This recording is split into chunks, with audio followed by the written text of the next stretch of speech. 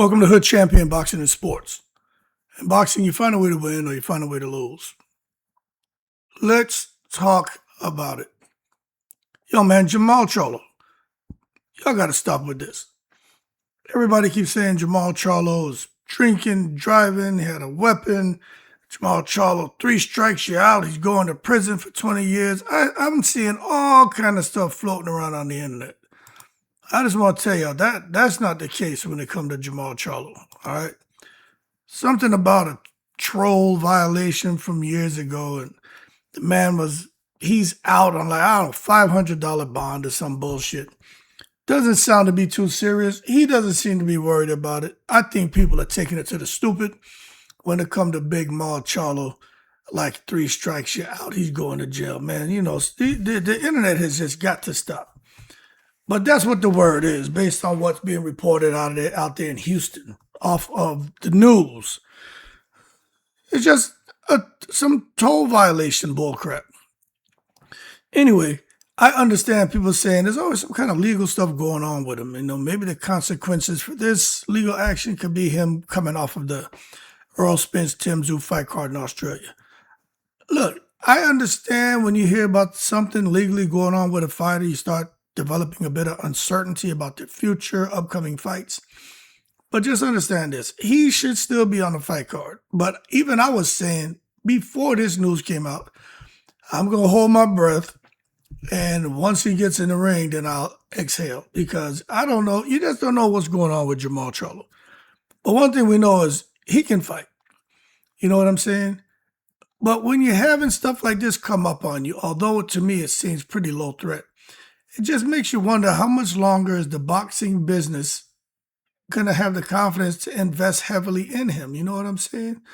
And I'd say this right now, when it comes to Australia, he doesn't need any legal complications and nothing that can affect him fighting there or as a result going forward and fighting anywhere else. You know what I'm saying? And he definitely doesn't need to have a bigger legal problem where now his affects schedules, he has these court requirements, and it disrupts promotional commitments. You know, he doesn't need that.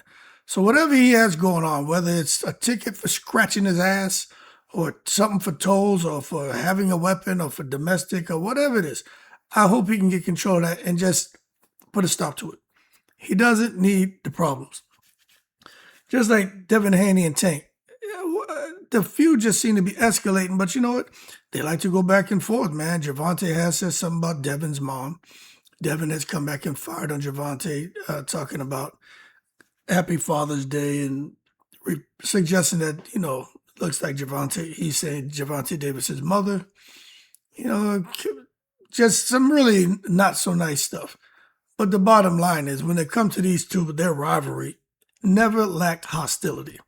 You know what I'm saying? And to see how personal the exchanges have become, maybe they're just hyping up a potential fight, and maybe it's just rivalry. Look, I don't know.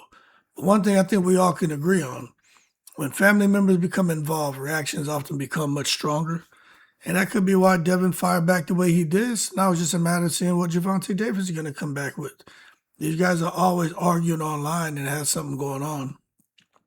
But the rivalry between the two has become one of the most emotionally charged in the sport. And people are paying attention. And most of us boxing fans are saying, hey, you guys don't want to hold your horses. Y'all want to take it to the stupid? Cool. But how about you take it to the stupid inside the ring? That's what we want to see. Just fight. Now, talking about taking it to the stupid, Tyson Fury. He's out here defending his brother Tommy Fury. That makes sense that he's going to defend him. But he wants people to give Tommy more respect. He's like, you know what, everything Tommy's done in boxing, you got to give him some more respect for what he's accomplished. My question is, Mr. Tyson Fury, Luck E. Fury, former lineal champion lineal, what has Tommy done? What has he done?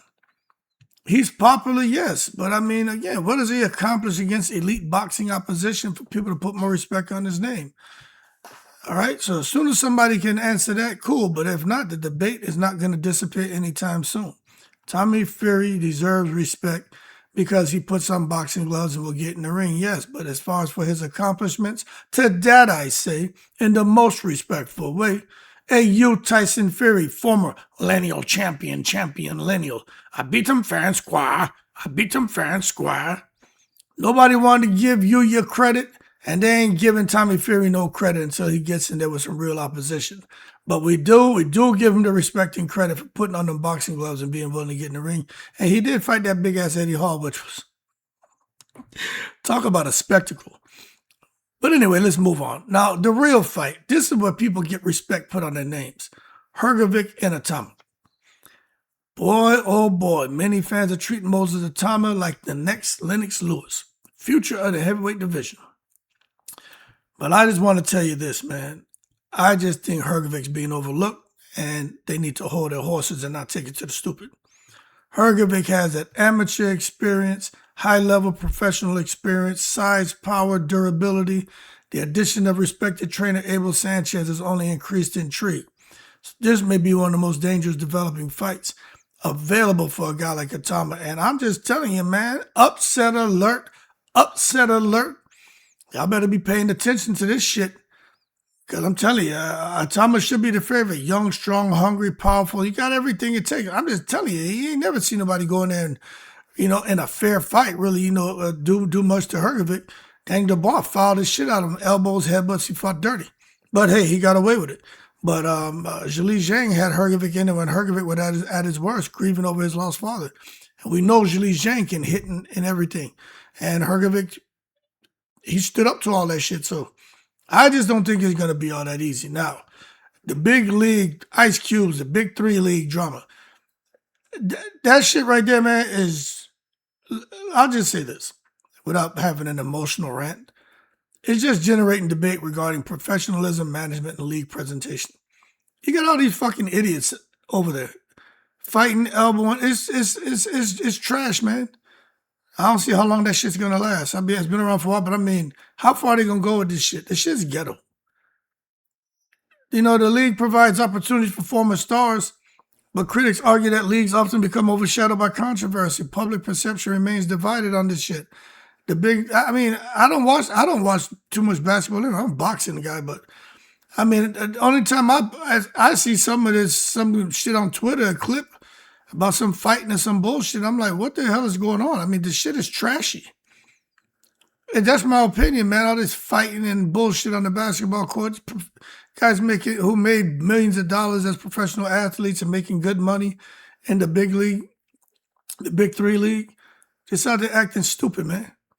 I mean, hey, but you know what? Controversy sells, so maybe I'm wrong, but I just ain't got time for it. They lack professionalism, and the management is poor, and Ice Cube got to do some work because that shit is trash. Demetrius Andrade. Man, I like Demetrius Andrade, but man, he just seems like he just can't get a break. You know what I'm saying? He refuses to give up. He wants to fight Caleb Plant, Jermall Charlo, Edgar Berlanga, Christian and Billy. Doesn't it sound familiar, folks? He's still hunting big fights. I mean, come on now, man. Demetrius Andrade, they never gave him the big fights then, and I don't think they're going to give it to him now. If he goes to Zuffa, he may have an opportunity, you know what I'm saying? But let's just be real, man. We respect his talent, but can he really secure those opportunities? He sounds like he's still doing like what he's done most of his career, chasing fights that never materialize. And that's just what it seems like to me. But a little breath of fresh air, at least when it comes to fights that will actually happen, is Crocker and Paro. They're fighting this Wednesday, man. And Liam Paro, of course, is the favorite. But, championship boxing rarely follows expectation. Lewis Crocker enters the ring with the opportunity to change his career overnight. That's why fights like this matter. One great performance changes everything, but I got Paro winning. Now, Vergil Ortiz. I'm going to just say, hey, yo, hold your horse and stop taking to the stupid. De La Hoya, man, we on to you. Y'all waited for Zayas-Ennis and Zayas to announce their fight, be in fight week, and all of a sudden you talking about Vergil Ortiz and he's coming back, playing a fight for later this year. And Vergil Ortiz ducked Zayas-Ennis. And I'd say he ducked Zayas. He put duck sauce on the fried rice. You know what I mean? But I know some people, their reaction is going to be mixed. But I'm just telling you, man, what's the chances of him and Oscar De La Hoya just working through their shit over 1 or 2 weeks right before Zayas-Ennis and Xander Zayas supposed to get in the ring and for him to come and make all these announcements? So the issue here isn't whether Vergil Ortiz is talented or not. We agree. It's just the inactivity and him not fighting these guys and putting on this show like there's issues between his father, his manager, and Oscar De La Hoya and Golden Boy. So the bottom line, man, is I don't know what to think about Vergil Ortiz anymore. If he continues with Oscar, I just gotta question everything about him. Now he can still fight, but I'm just saying I gotta question everything about him. Now, Xander, Zayas, and Jaron Ennis. Who's right? This is the question that should be dominating boxing. Team Ennis says Ennis has a better athleticism, more explosiveness, greater physical gifts, more versatility. Most would agree. But Team Zayas says Zayas has discipline, timing, is better technically, ring IQ, patience, structure. And I'm going to tell you this right now. They're both right. But it doesn't matter who's right. It's who's going to be able to get in the ring and be assertive enough to impose their style on the other fighter and get the victory. Now, historically, boxing has shown that superior athleticism doesn't always defeat superior technique. You know what I'm saying? You can be as athletic as you want, but somebody has superior technique, you're in trouble. I can't help but think about Barrera against Prince Nassim Hamed, a great example of athleticism being destroyed by technique. But at the same time, elite athleticism combined with elite skill can be almost impossible to overcome, and that's what Jermall Ennis has. So the real answer is that both sides have valid arguments. That's why the fight has become so compelling.